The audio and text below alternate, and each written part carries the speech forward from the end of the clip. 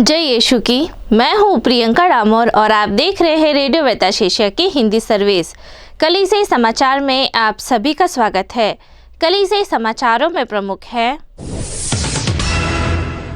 German cardinal Karl Joseph रोबरे का निधन। Nicaragua के महाधर्माध्यक्ष अल्वारेज ने जेल में अपने भाइयों से मुलाकात की। मैक्सिको के प्रवासी केंद्र में आग लगने से दर्जनों की मौत। दिल्ली के कैथलिक थियोलॉजी के छात्र मुसलमानों की इफ्तार पार्टी में शामिल हुए। शांति निर्माता बनेंगे मिजोरम के स्कूली छात्र। Forum of Religious for Justice and Peace ने कहा, हम आर्च बिशप जोसेफ पेम्पलानी द्वारा दिए गए बयान से हैरान हैं। दलित ईसाइयों ने फिर से की अनुसूचित जाति के दर्जे की मांग। धर्मांतरित आदिवासियों के लिए आरक्षण खत्म करने की मांग को लेकर चर्च सतर्क। उड़ीसा के कलेक्टर ने व्यावसायिक पाठ्यक्रमों में पढ़ने वाले ईसाइयों के लिए धन का वादा किया। अब जानते हैं समाचार विस्तार से। जर्मन कार्डिनल कार्ल जोसेफ रोबरे का निधन। जर्मन कार्डिनल कार्ल जोसेफ रोबरे का निधन रविवार को हुआ। वे 88 साल के थे। उन्होंने परम धर्मपीठी की ओर से लंबे समय तक राजनीतिक सेवा प्रदान की। कार्डिनल कार्ल जोसेफ रोबरे का जन्म 11 अप्रैल 1934 को जर्मन के बैम्बर्ग धर्म प्रांत में हुआ था। उनका पुरोहिताभिषेक 28 फरवरी 1959 को मेज महागिरजाघर में हुआ था। निकारागुआ के महाधर्माध्यक्ष अल्वारेज ने जेल में अपने भाइयों से मुलाकात की। माटागल्पा के धर्माध्यक्ष और एस्टली धर्म प्रांत के प्रेरित प्रशासक की तस्वीरें जारी की गई हैं, जिसमें वे अधिकतम सुरक्षा जेल राष्ट्रीय दंड संहिता के अंदर दिख रहे हैं। सरकार द्वारा देशद्रोह माने जाने वाले अपराधों के लिए धर्माध्यक्ष को 26 साल और 4 महीने की सजा सुनाई गई है।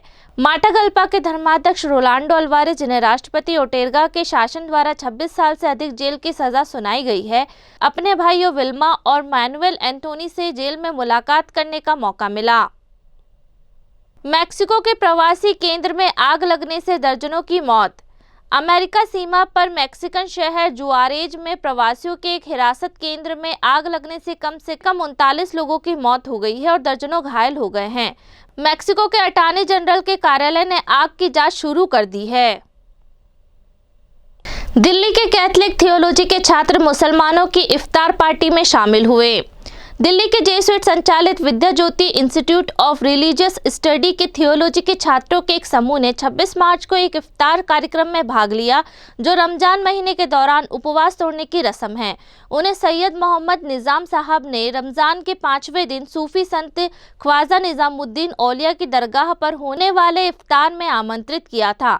मुसलमान दिन के दौरान खाने पीने से परहेज करते हैं और रमजान महीने में सूर्यास्त के समय उपवास समाप्त करते हैं। कई मुसलमान और उनके समूह इफ्तार का इस्तेमाल आपसी संबंधों को बनाने और बढ़ावा देने के लिए करते हैं।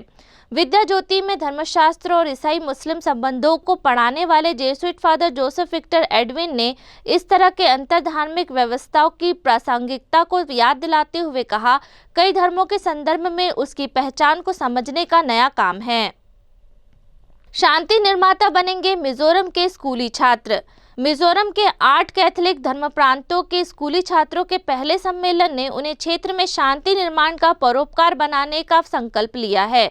मिजोरम राज्य की राजधानी आइजोल में सेंट लॉरेंस स्कूल में इन धर्म प्रांतों के लगभग 350 प्रतिनिधियों ने आत्म पहचान, सुरक्षित स्कूल और नए समाज पर जोर देते हुए युवा जीवन के लिए युवा छात्र विषय को संबोधित करने के लिए क्षेत्रीय सम्मेलन में भाग लिया। Young Christian student and young student movement ने 17 से 20 मार्च के सम्मेलन में भी सकारात्मक सामग्री फैलाकर और युवा छात्रों के अधिकारों के बारे में अधिक जानने और उन्हें स्कूलों और समाज में बढ़ावा देने के लिए सोशल मीडिया के जिम्मेदार उपयोगकर्ता बनने का संकल्प लिया है। Forum of Religious for Justice and Peace ने कहा, आर्च बिशप जोसेफ पेम्पलानी द्वारा दिए गए बयान से हैरान हैं।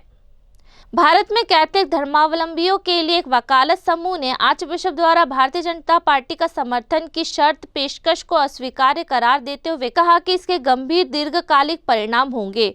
हम टेलीचेरी के आर्चबिशप मार जोसेफ पेम्पलानी द्वारा दिए गए हाल के बयान से हैरान हैं, जिसे मीडिया के सभी वर्गों द्वारा व्यापक कवरेज दिया गया है। Forum of Religious for Justice and Peace के एक बयान में कहा गया, आर्चबिशप पेम्पलानी ने केंद्र सरकार द्वारा रबर की कीमत 300 रुपये करने पर बीजेपी की समर्थन देने का आश्वासन दिया है। यह बयान मंच की कार्यकारी समिति द्वारा जारी किया गया था, जो 23 से 25 मार्च को केरल के कलाडी के पास थिनीपूजा में दिव्य करुणा आश्रम में मिले थे। दलित ईसाइयों ने फिर से की अनुसूचित जाति के दर्जे की मांग। 28 मार्च को भारत भर में दलित मूल के सैकड़ों ईसाइयों ने अपने साथ साथ अपने मुस्लिम भाइयों के लिए आरक्षण की अपनी मांग को फिर से शुरू करने के लिए धरना दिया। दलित ईसाइयों की राष्ट्रीय परिषद के एक प्रेस नोट में आयोजकों ने खेद व्यक्त किया कि यद्यपि भारतीय संविधान के अनुच्छेद 341 दलित मूल के ईसाइयों और मुसलमानों को अनुसूचित जाति की स्थिति की गारंटी देता है, 1950 में एक राष्ट्रपति के आदेश द्वारा सरकार ने उन्हें संवैधानिक अधिकारों से वंचित कर दिया। काउंसिल के अध्यक्ष वी.आई. जॉर्ज माइकल मार्टिन, सचिव और कोषाध्यक्ष विजय मोथुकुरी द्वारा हस्ताक्षरित नोट में कहा गया है, वे इस अन्यायपूर्ण आदेश के खिलाफ तब से लड़ रहे हैं जब से इसे लागू किया गया था। धर्मांतरित आदिवासियों के लिए आरक्षण खत्म करने की मांग को लेकर चर्च सतर्क। देश में चर्च के नेताओं ने आदिवासी लोगों का प्रतिनिधित्व करने वाले एक संगठन की मांग पर सावधानी पूर्वक प्रतिक्रिया व्यक्त की है कि सरकार आदिवासियों के लिए ईसाई या अन्य धर्मों के लिए आरक्षण हटाती है। असम के गुवाहाटी शहर में जनजाति धर्म संस्कृति सुरक्षा मंच द्वारा आयोजित 26 मार्च की एक रैली भी असम में आदिवासी के धर्म परिवर्तन पर प्रतिबंध लगाने की मांग करती है। असम के 30 जिलों के सैकड़ों बोरो, कार्बी, तिवा, डिमास, राभा, मिसिंग और अन्य जनजातियों ने कथित तौर पर रैली में भाग लिया। उड़ीसा के कलेक्टर ने व्यावसायिक पाठ्यक्रम में पढ़ने वाले ईसाइयों के लिए धन का वादा किया।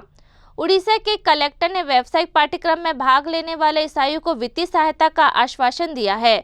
गजपति जिला कलेक्टर लिंगराज पांडा ने यह वादा तब किया जब 2 सदस्यीय ईसाई प्रतिनिधिमंडल ने 27 मार्च को उनके कार्यालय में उनसे मुलाकात की। राज्य अल्पसंख्यक आयोग के महासचिव पल्लव लिम्बा और वकील सेक्रेड हार्ट सिस्टर सुजाता जैना ने जिले के एक संघीय सरकारी संस्थान जवाहर नवोदय विद्यालय में 9वीं कक्षा की एक आदिवासी लड़की की संदिग्ध मौत पर चर्चा करने के लिए कलेक्टर से मुलाकात की।